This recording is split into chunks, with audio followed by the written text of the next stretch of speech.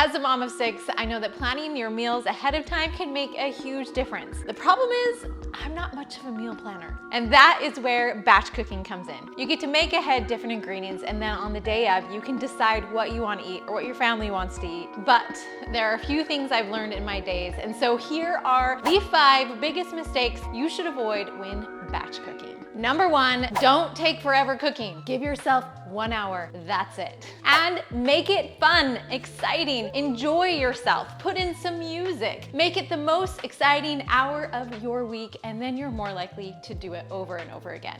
Mistake number 2 to avoid, in your 1 hour of batch cooking, don't cook everything at one time. You can save some things for the week, like cooking pasta. That's super easy. And you may want to cook your beans ahead of time, like me. Let me show you what I do. I start out by putting my beans in the Instant Pot. I'll do 2 types of beans since I have 2 Instant Pots. I'll do either chickpeas and black beans or chickpeas and pinto beans. I'll usually do 2 bags because then I have a significant amount to use throughout the week. I add just a bunch of water to it, but a really cool trick is by adding some seaweed, some kombu. That helps to reduce the gas and bloating. I didn't soak these beans ahead of time beforehand, so I will just make sure to cook them with the kombu and a tablespoon of salt. Then I will rinse the beans with the water afterwards to reduce any gas and bloating. And I'll cook the beans for about 35 to 40 minutes depending on the bean.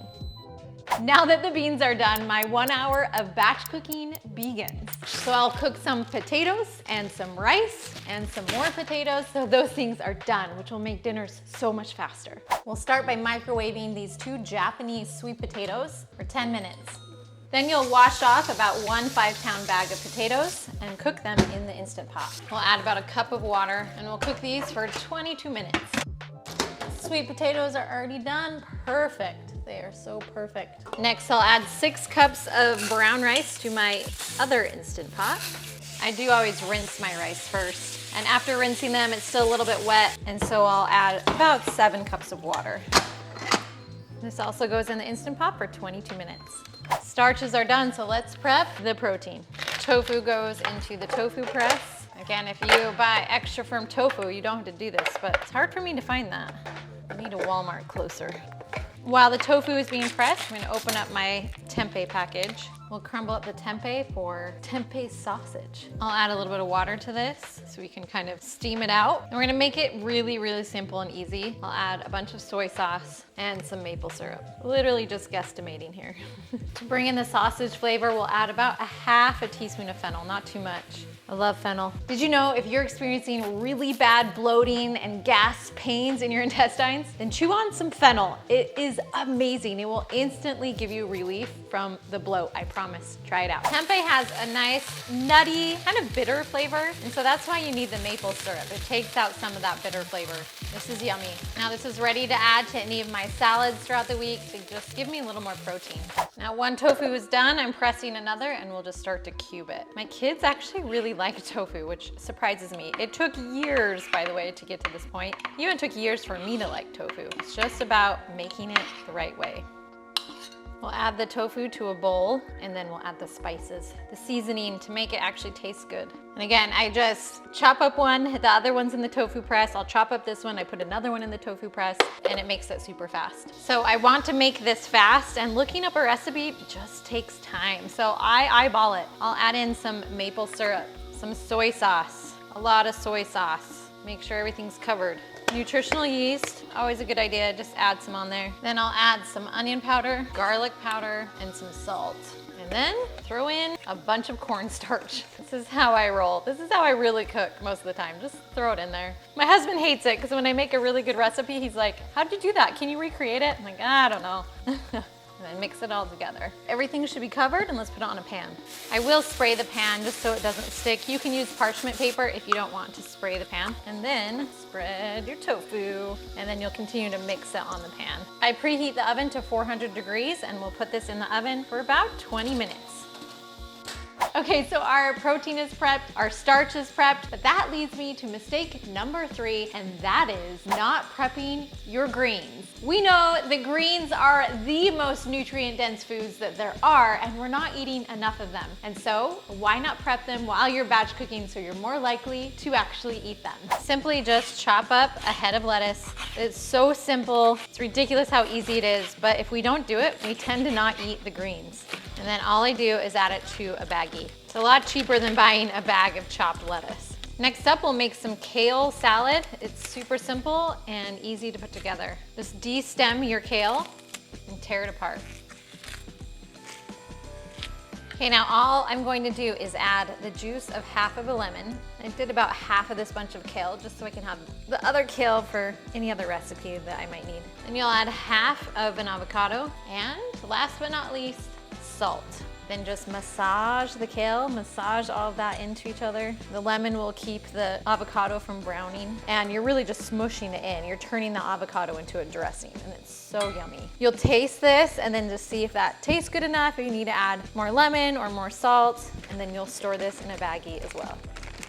I love to put the tempeh sausage together with this kale. It's so good. And lastly, we're going to cook up some spinach. This bag is about to go bad, so I'm gonna cook it up. Sometimes I just freeze it and then use it for smoothies, but I have enough frozen spinach. So we'll add some mushrooms to the spinach and just cook it down with some balsamic vinegar. And no, I did not even clean my pan out from the last recipe. It's fine, it just adds even more flavor. Dr. Esselstyn always talks about the importance of eating greens as much as possible for heart health. If we're eating greens up to 6 times a day, we can transform the insides of our body, our arteries, as we produce more nitric oxide. So why not prep more greens? Your arteries will thank you. I'll sweeten this up just a tad, just about a teaspoon, just so it's not so acidic with all that balsamic. All right, then we'll add this to a jar. Now you can eat this with some rice and some tofu. You could add it to another meal as a side. There's so many things you can do. I'll probably just eat this with lunch one day, but you can also add it in with your dinners. It's just nice to have greens ready to go, and mushrooms. You don't wanna eat mushrooms raw. Cooking them is great. Now already we have so many things prepped, including rice and potatoes, but that leads me to mistake number 4. You cannot forget to prep your sauces. If you don't have the sauces ready, then you're gonna have a bunch of ingredients and not know what to do with them. As long as you have some sauces ready to go, then you can mix and match and make a million different variations of meals. So let's prep a few of my favorite sauces. I'm gonna make a quick cream of mushroom soup by just cooking up some diced onions and diced mushrooms. I rinsed out the pan, not perfect, but good enough. Once those are cooked down, we'll add the thyme. I'll link the full recipe to this below. It's from our green bean casserole. We'll mix that around. It smells so good. Then I'll add some unsweetened plant milk and some veggie broth paste. If you don't use paste and you just use veggie broth, then I would just use veggie broth instead of the milk plus the paste. And finally, we'll thicken this up with some cornstarch. All right, that will thicken over time. And now my time is actually up. I need to go pick up my kids. And the tofu is also done. So let's pull that out before I grab my kids. Look at that. Okay, I picked up my kids, but let's finish making the sauces and make some salsa. Let's boil tomatoes, and then while that boils, I'll make some Alfredo sauce. This tofu Alfredo sauce is from our fall meal guide, and it is delicious. You just take 1 block of tofu, 2 garlic cloves. I'm actually using this freeze-dried garlic today. We'll see how that goes. And then you can either use any type of nut, really. You can use cashews, or I'm gonna use Brazil nuts just because of the selenium. It's good for my kids. It's just 2 tablespoons, so you don't have to worry about going overboard with that. Next, we'll add a tablespoon of nutritional yeast and 2 teaspoons of veggie bouillon paste. You know I love this. This is how I survive. This is where I get all of my flavor and most of the meals I make. Better than bouillon veggie paste. Then we'll add a cup of unsweetened plant milk, or you can use boiling water if you're making pasta at the same time. You can use that pasta water. Okay, let's add the herbs. We will add a half a teaspoon of rosemary, a half a teaspoon of thyme, a half a teaspoon of marjoram, a half a teaspoon of oregano, and a full teaspoon of salt. And that is it. This sauce is so delicious. I'll be using it over my potatoes. I can use it with rice, with so many yummy things. Let's mix it together. Because of the nuts, you'll clearly need a high-speed blender. This is better than ranch dressing when it comes to a potato topping. You can also obviously put it with pasta. It's so good. This sauce will thicken over time, so if you need to add a little bit more milk when you want to use it, that's just fine. Okay, we'll wash out the blender, and it looks like our tomatoes are ready. You know the tomatoes are done when the skin is starting to peel off of them. Then you know they're cooked, and we'll just add them straight to our blender. Now this recipe does call for a pepper to make it a little spicy, and I don't use it just because my kids would not appreciate it. We'll start by adding a teaspoon of salt, and then we'll go from there. I always like it a little bit more salty than what the recipe calls for. So we'll just blend this up and go from there. Perfect. Okay, we'll add a dash of cayenne pepper. Again, I just like the tiniest bit of a kick. Then we'll add a handful, or about 1/4 cup of chopped cilantro, and we'll mix that together. Perfect. Not too much. You still want to see the chunks of the cilantro. You don't want it to be completely mixed in. And last but not least, you'll add 1/4 cup of chopped red onions. And we're just gonna incorporate that together. We're gonna mix it in just a little bit, and let's taste it. I could drink this.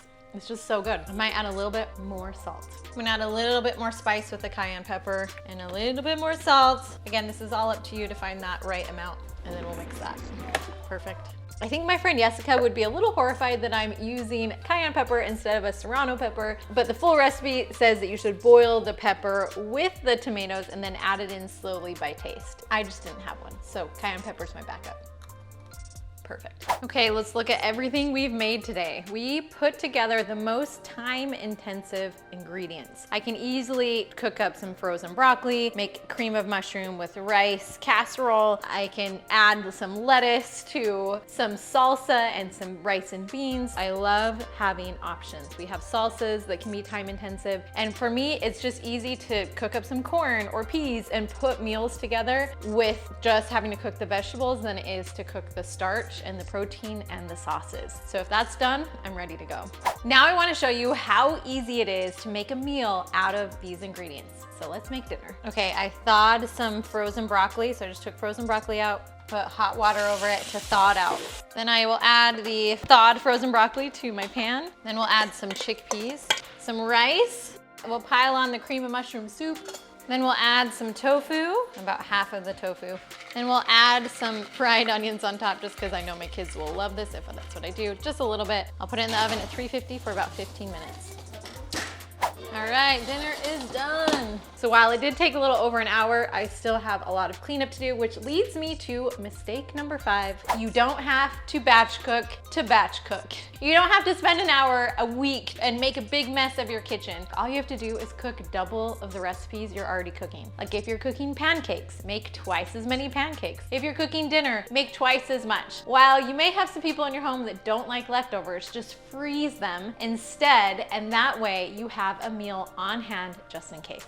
Now, when making all of these beans, you gotta figure out how to store them. And I love taking a huge jar, putting the beans in a jar, and then storing them in your freezer, actually. So you have saved a ton of money on making beans by doing it yourself instead of buying canned beans, and they can last a long time in your freezer. So it's okay if you don't use all of this week.